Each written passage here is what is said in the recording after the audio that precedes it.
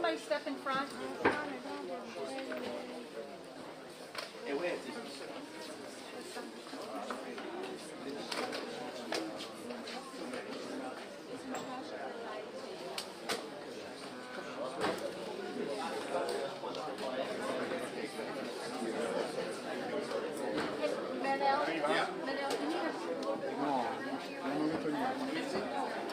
L'audio ti senti qualcosa? Ah, pure, e poi muoio la Io non capisco l'italiano, quello che l'abbiamo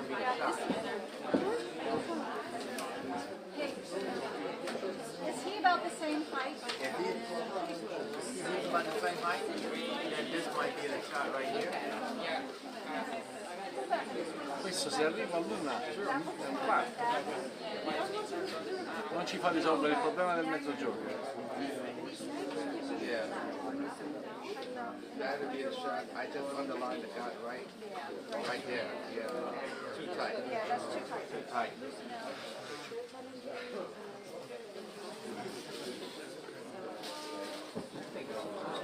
Yeah. I don't think so. Yeah, but it looks like he's got to stand up. He's not. So it'll be. It will be exactly.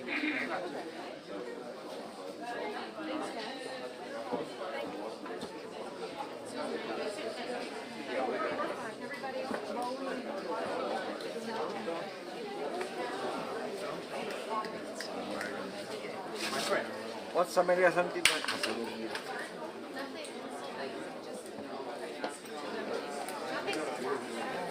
Ma hanno riabbassato i video? Questo è il solito. Mi dicono apri, chiudi, apri, chiudi, apri, chiudi. No. Chiudi il buco, apri, chiudi.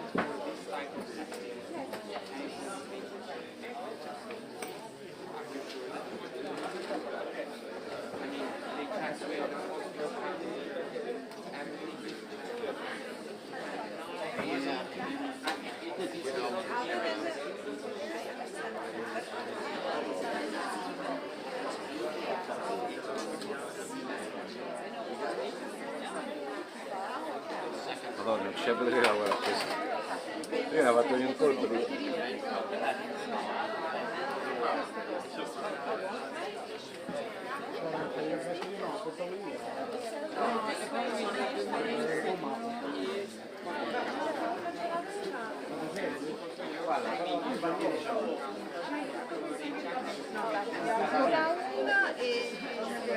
C'è una bomba atomica insomma.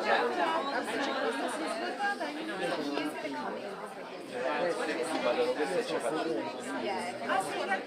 Sì, perché io ho provato da lui ma non mi andava bene l'attacco, allora mi sono attaccato. io ho la sola che mi dura per tutta la vita. Questa guarda, la tacchetta, ma... No, perché questa, l'altra che deve essere quella più... No, cioè ci sono stata parecchio. Ne ho ancora una, però semmai mi sono messa.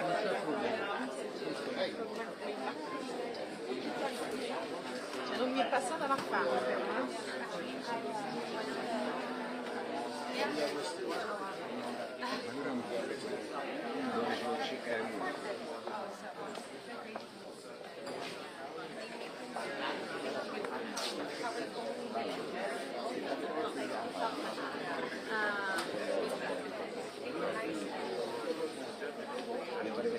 Se non me l'hai già data.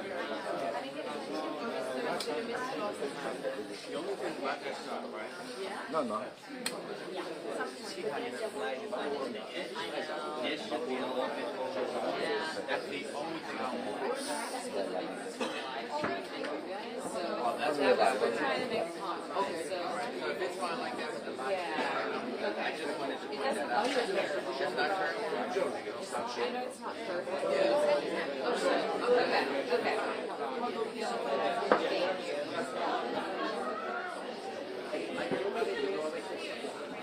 Scusate, mi sentite se in cuffia avete dei problemi?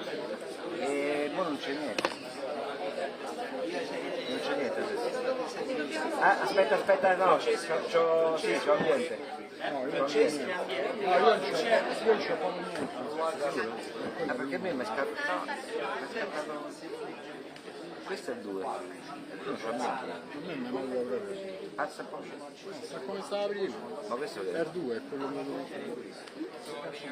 funziona. Guarda perché io ce l'ho abbastanza alto. The secretary will be coming over in just a few minutes. Puoi mettere le luci un attimo per la conferenza senza mano? Stiamo per iniziare. Arriva a me. A me manca più, io non capivo niente, raga.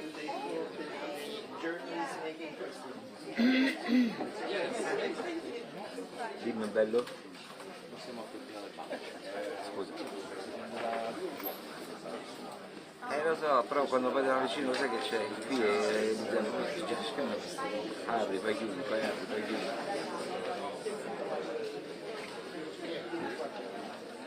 Beh, poi adesso va fuori troppo, però penso perché sto tutto aperto adesso, cioè nel senso quando stringo su di lui poi lo riapro. Adesso è meglio sicuro.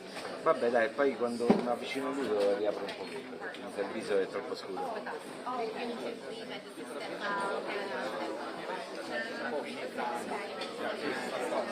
Sì. Guarda un po', sì, stiamo pure a giocare loro. No, grazie. Sai, comunque va bene adesso, sono ferito mi sa meglio, lo vedo qua.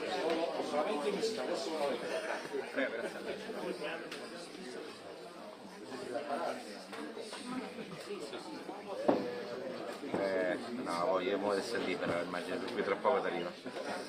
Va bene, però ho capito. Bella prova, grazie. Grazie. Ciao.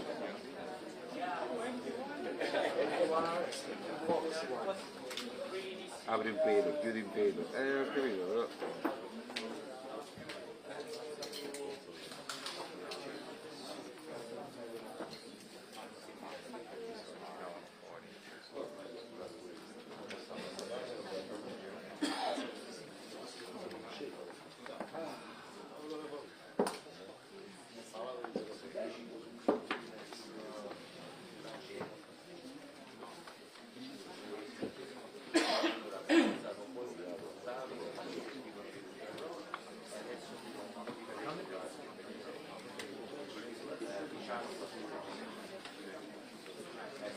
Saranno.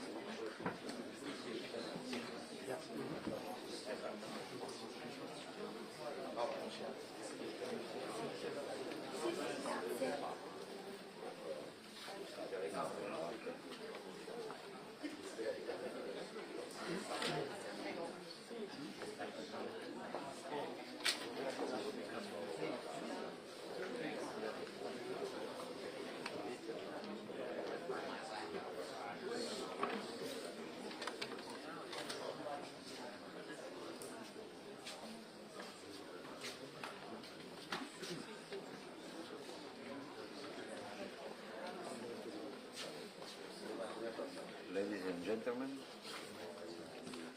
the door.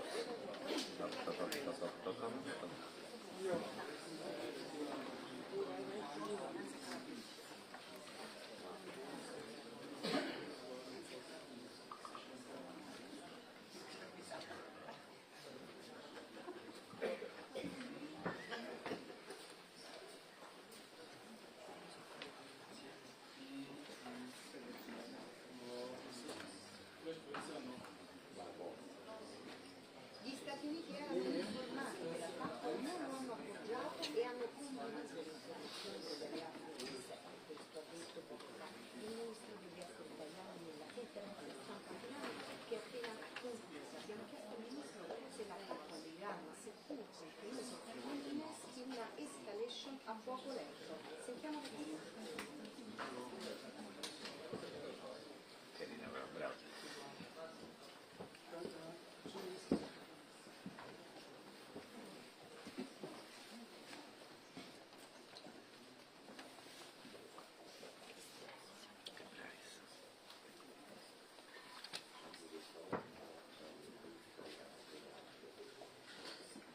Nel documento finale 7 grandi chiedono all'Iran di cessare i rapporti con Hamas e Hezbollah, non si escludono sanzioni a Teheran, ma non sono certe, si chiede un cessate il fuoco a Gaza immediato, il rilascio degli ostaggi e no all'attacco di Israele a Rafah. Sta per iniziare la conferenza stampa pubblica, informati a Capri, con Jacopo Teodoro a Bolgaria.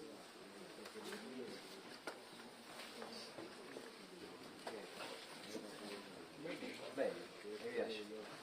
Ho capito qualcosa. Fai una bella voce. Perfetto. Grazie.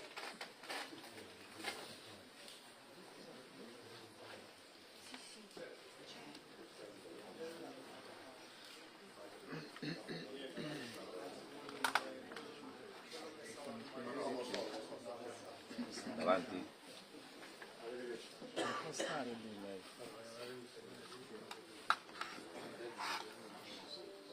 Non è autorizzato.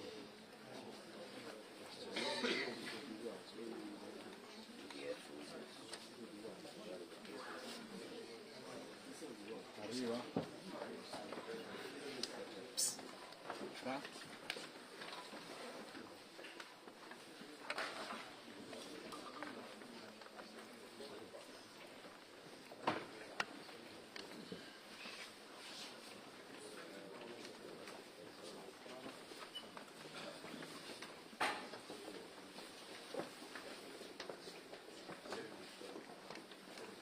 Good morning.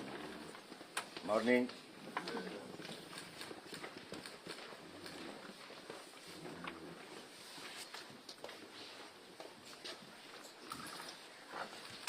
Well, good afternoon, everyone.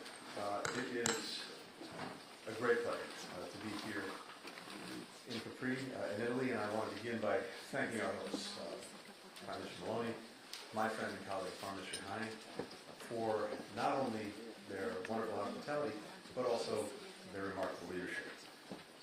The G7 is in many ways a steering wheel for the world's most advanced democracies.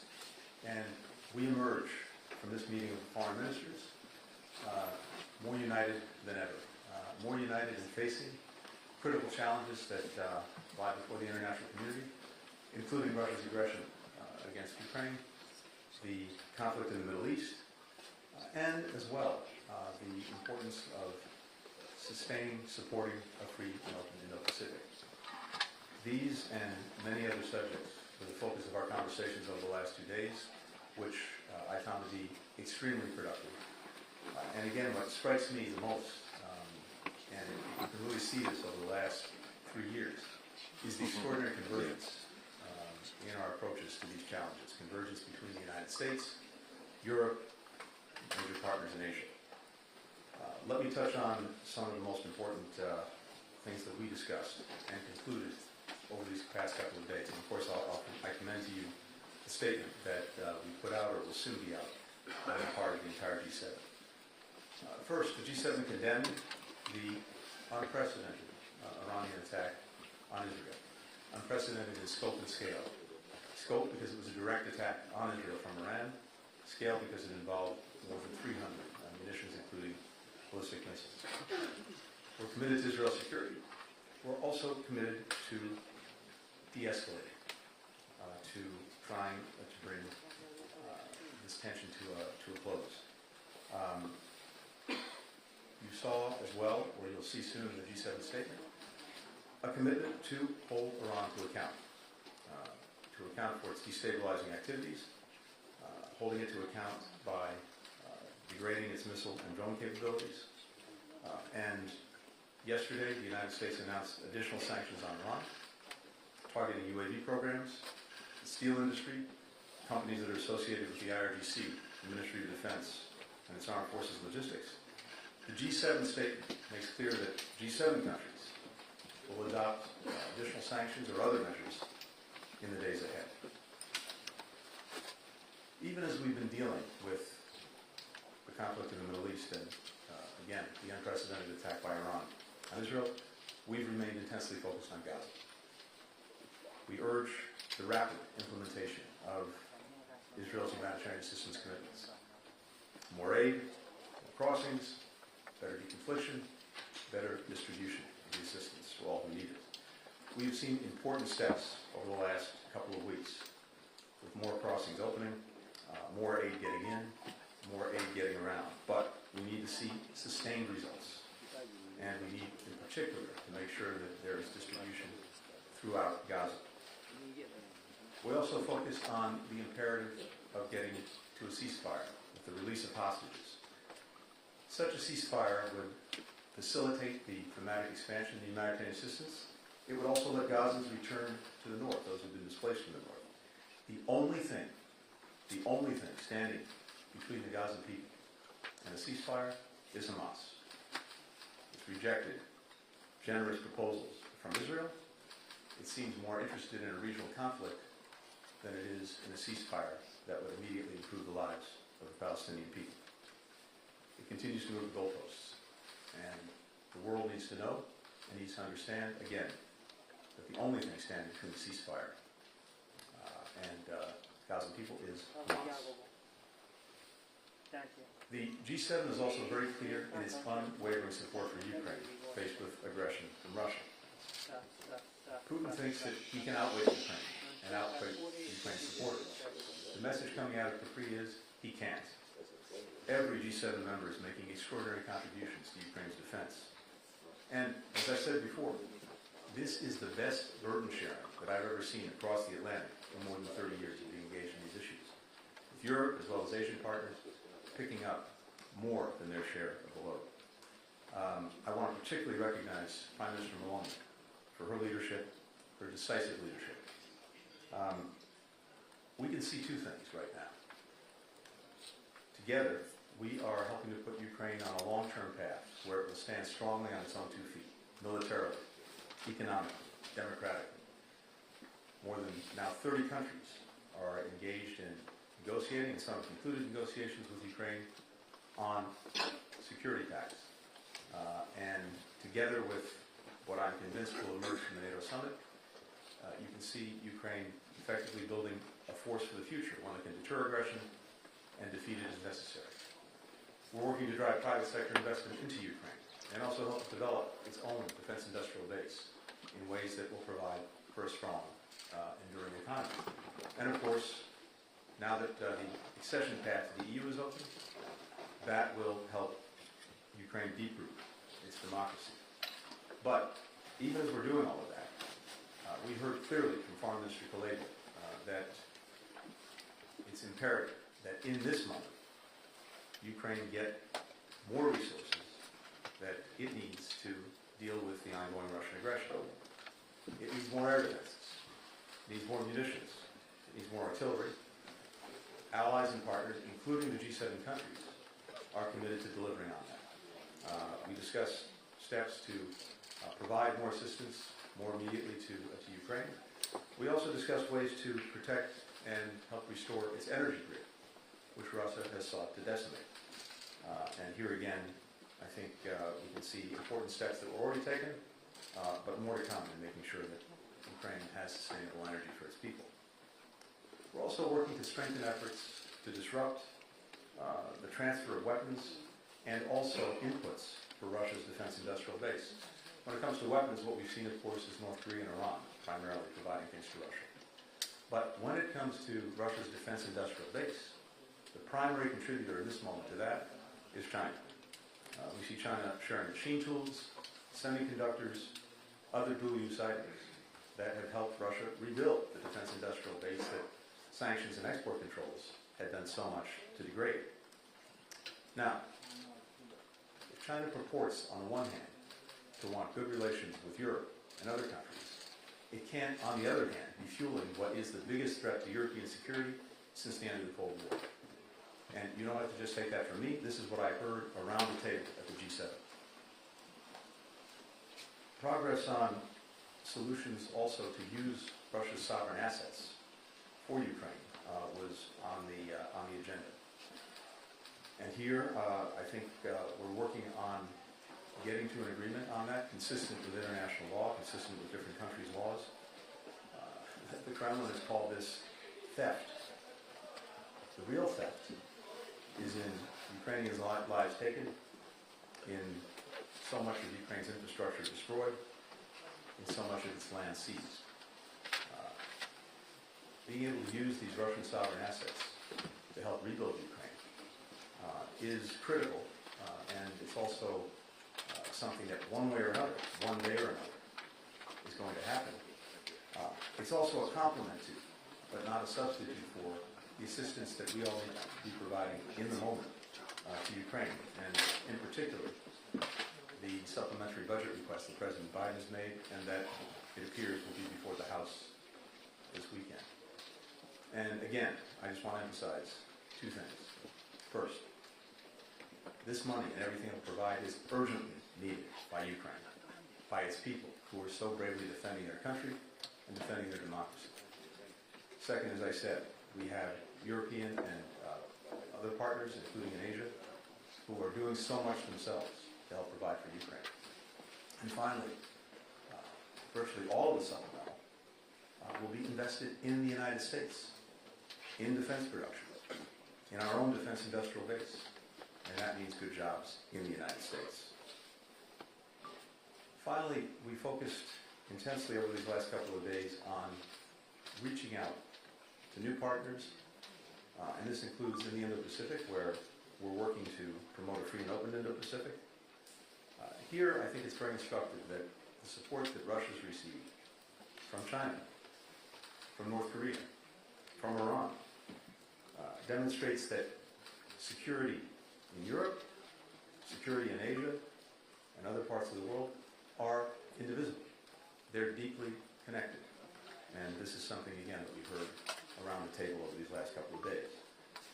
The G7 is united on the need for peace and stability across the Taiwan Strait, the South China Sea, the Korean Peninsula, and also united in standing up to China's unfair and non-market practices, especially when it comes to overcapacity, that is, flooding the markets of our own countries with products and technologies that are heavily subsidized and so underpriced, driving our own businesses out of the market and seeking to dominate these markets themselves.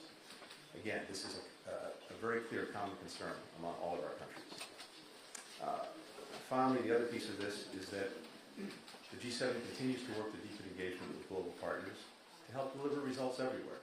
We had the chair of the African Union with us yesterday for very good conversations. And what we're really looking at is working in practical ways with countries in Africa and beyond to make clear, tangible, deliverable improvements in the lives of their people, and as a result, the lives of our own people. We have the AU that is now a member of the G20. We're particularly focused on how Africa can play its rightful role in meeting both regional and global challenges.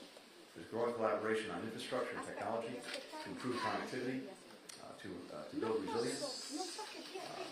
We've reaffirmed our commitment to sustainable development, and especially to the Sustainable Development Goals. Also to reforming the international financial institutions, multilateral development banks, to make them both more representative and more effective and responsive to meeting the needs of countries around the world, addressing issues like climate change, debt, food security. So in all of these areas, I found the conversations and the work over the last couple of days, reflected in the statement that you'll see, to be extremely productive, and also, and maybe most importantly, a very good setup for the leaders that are the meeting that our leaders will have, in June. That's what we're tracking toward. We'll continue the work that we did here over the next couple of months, and the leaders will follow up. With that, happy to take some questions. Thank you very much. Mr. Secretary, there's a lot to ask you about today, so with your indulgence. First, on Israel strikes in Iran. Was the U.S. indeed alerted in advance? How far ahead of time? And did it raise any objections when it was? Are the strikes now over? And do you have any indication at this early stage via direct or indirect messaging that Iran will respond? And have there been any changes in Iran's nuclear program? On Israel, there are reports that your department has made recommendations to cut military aid to certain Israeli units for possible human rights violations in the West Bank before October 7th. Will you take action on those recommendations? And And finally, on the recent U.S. assessments, you mentioned that China may be growing its support for Russia for its war effort in Ukraine. Do you believe that President Xi is sensing an opportunity amid flagging U.S. support to the Ukrainians? Great. Thanks, Lydia. On the first question, the reports that you've seen, I'm not going to speak to that, except to say that the United States has not been involved in any offensive operations. What we're focused on, what the G7 is focused on, and again it's reflected in our statement and in our conversation, is our work to de-escalate tensions, to de-escalate from any potential conflict. You saw Israel on the receiving end of an unprecedented attack, but our focus has been on, of course, making sure that Israel can effectively defend itself, but also de-escalating tensions, avoiding conflict, and that remains our focus. What's the U.S. alerted Again, I'm not going to speak to anything other than to say we were not involved in any offensive operations. With regard to the other questions, first, on China and Russia, look, I think that what we're seeing is a product of the relationship between those two countries. You've heard them speak to it, including just before Russia's aggression against Ukraine. We've made very clear to China, and many other countries have as well, that they should not be supplying Russia with weapons for use in its aggression against Ukraine. We've not seen the direct supply of weapons, but as I said, what we have seen is not only the direct supply, but the critical supply of inputs, of components for Russia's defense industrial base, which is allowing two things. It's allowing Russia to continue the aggression against Ukraine. It's also helping Russia overall rebuild its defense forces and defense capacity that so much damage has been done to by the Ukrainians, but also by our sanctions and export controls. And that means that not only is Russia a current threat to Ukraine, it will remain an enduring threat to other European countries. And that's why I said China can't have it both ways. It can't purport to want to have positive, friendly relations with countries in Europe and at the same time be fueling the biggest threat to European security since the end of the Cold War. That was very clear from our conversations around the table. I believe Europeans have expressed that and will continue to express that clearly to China in the days and weeks ahead. And Israel's violation of human rights? Oh, I'm sorry. So on that, I think you're referring to the so-called Leahy law and our work under that. So this is a very important law, and it's one that we apply across the board. And when we're doing these investigations, these inquiries, it's something that takes time, that has to be done very carefully, both in collecting the facts and analyzing them. And that's exactly what we've done. And I think it's fair to say that you'll see results very soon. I've made determinations. You can expect to see them in the days ahead.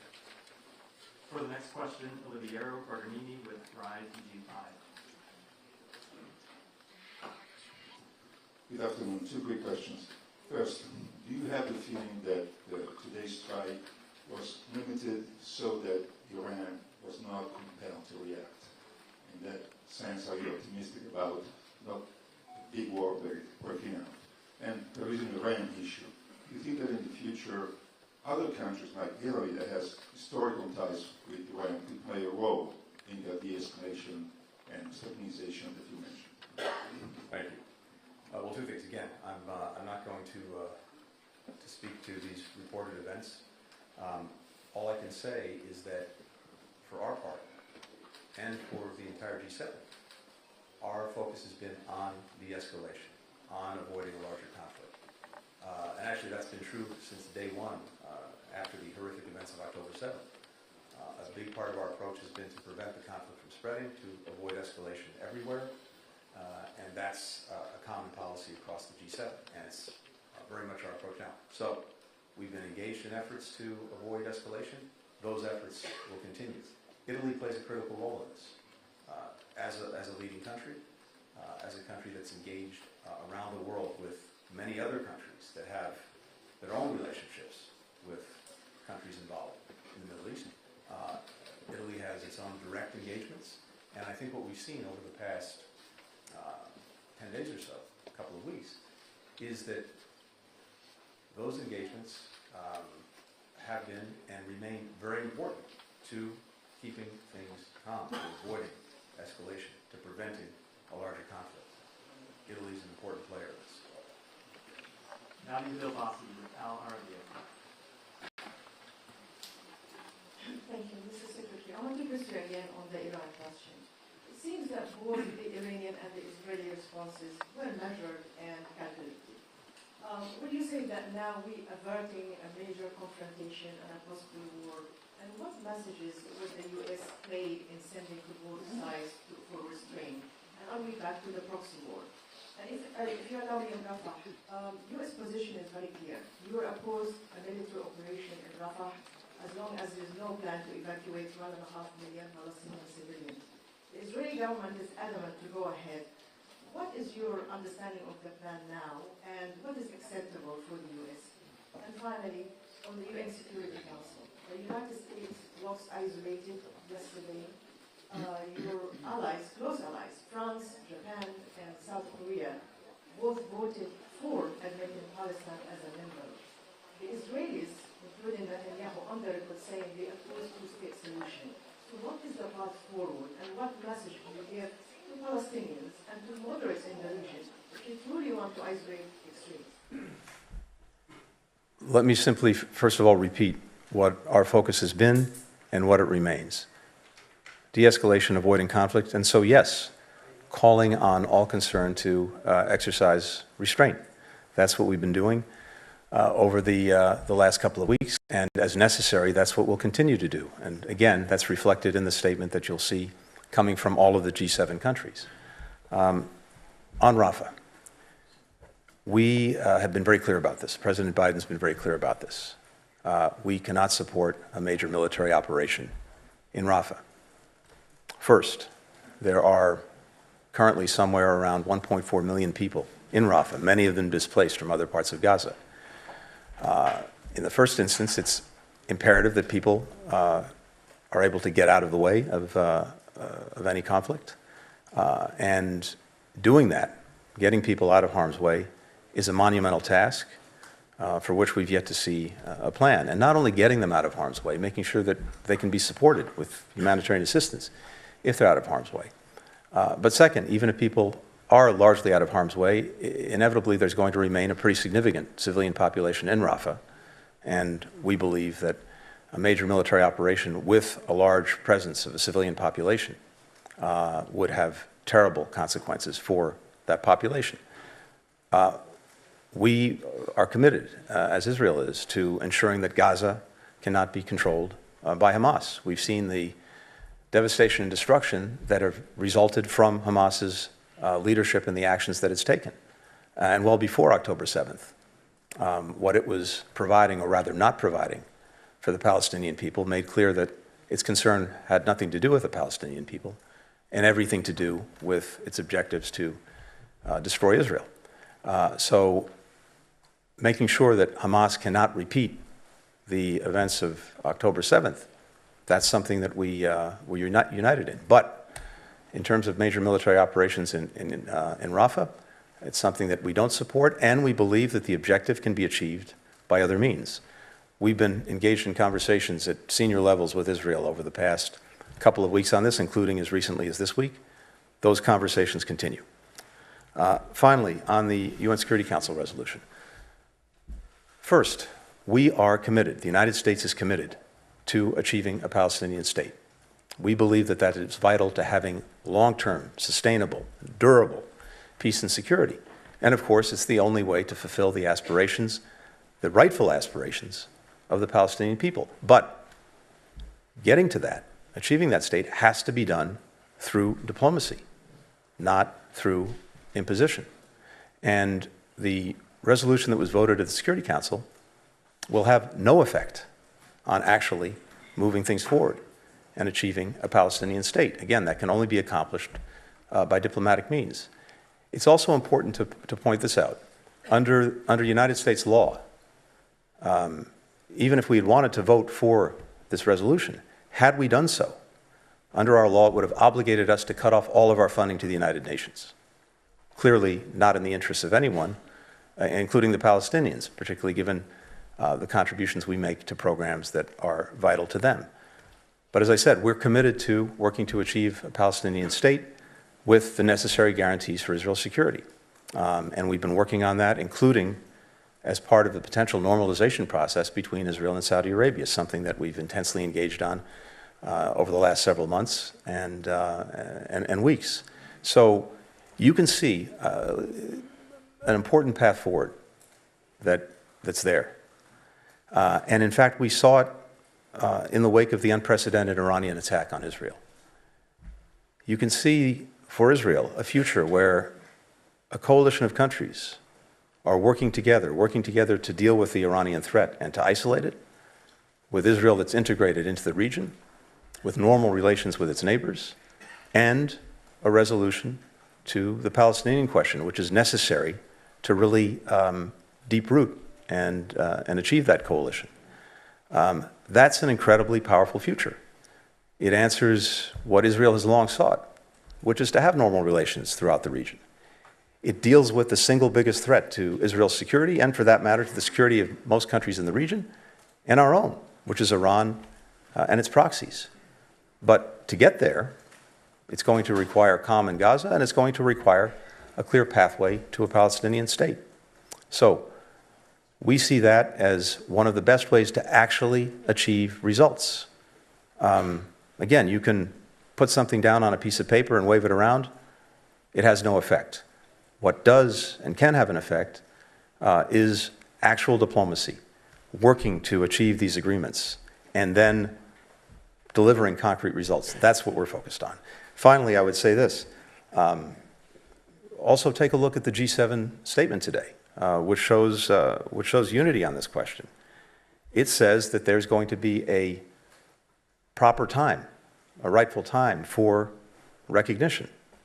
This is not that time. We need to do the diplomacy, we need to do the hard work to bring parties together, to bring the region together, and to demonstrate that there's a much better future that awaits everyone if they follow this path. And for the final question, Jessica Parker with BBC. Thank you, Jessica Parker, BBC News.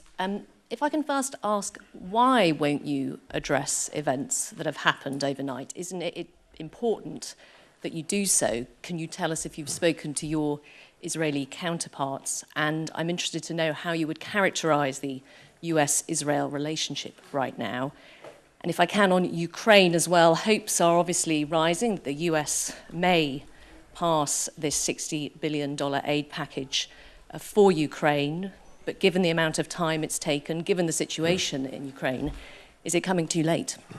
Good. So I'm going to be incredibly boring and not make your day by saying, again, I'm not going to speak to what's been reported, other than to say that the United States has not been involved in any offensive operations. The United States, along with our partners, will continue to work for de-escalation. On Ukraine, most important thing is getting this aid voted and moving it forward. And it will, I know, make a profound difference, and make a profound difference almost right away in making sure that Ukraine has what it needs to defend itself effectively against the ongoing Russian aggression. No. Is it too late? No. If it happens now, it's not too late. If it doesn't happen, or takes a lot more time, there is a real risk that, yes, it will be too late, and you've heard others speak to it, including the Secretary of Defense. Now, would it be better if that aid had been voted months ago? Absolutely. But in terms of meeting Ukraine's urgent needs, it's incredibly timely to get it done right away, this weekend. So I'm convinced, and all of our experts are convinced, that it can and will make a hugely important material difference in the success of Ukraine's defense and the success in repelling the Russian aggression. But if this continues to linger, yes, there is a real risk that we'll get to a point where it's simply too late. We are engaged on a regular pretty much daily basis. And we're committed to helping Israel defend itself and, as necessary, participating in its defense, as you saw just a few days ago, and as you saw not only from us, but from a number of other countries. Again, Israel makes its own decisions, but we have a commitment to defending it, and you saw an unprecedented attack from Iran into Israel, and the United States and others working with Israel to make sure that that attack would not have devastating consequences, and thankfully it did not. But on all of these issues, whether it's relationship with Iran, whether it's the conflict in Gaza, whether it's Lebanon, you name it, we're in constant engagement with Israel, just as we're in constant engagement with allies and partners throughout the region and around the world. This is a collective effort to try to manage the conflict in the Middle East, to bring the conflict in Gaza to a close, to achieve a ceasefire and the release of hostages. And by the way, a number of other countries around the table today also have hostages in Gaza held by Hamas and other groups. And it's also important to remember, because I sometimes think that people have forgotten this. We have American hostages who've been held in the most deplorable conditions all of this time. So all of us are working on all of these issues, and what's so important and what's reflected in the G7 statement is we're doing it together.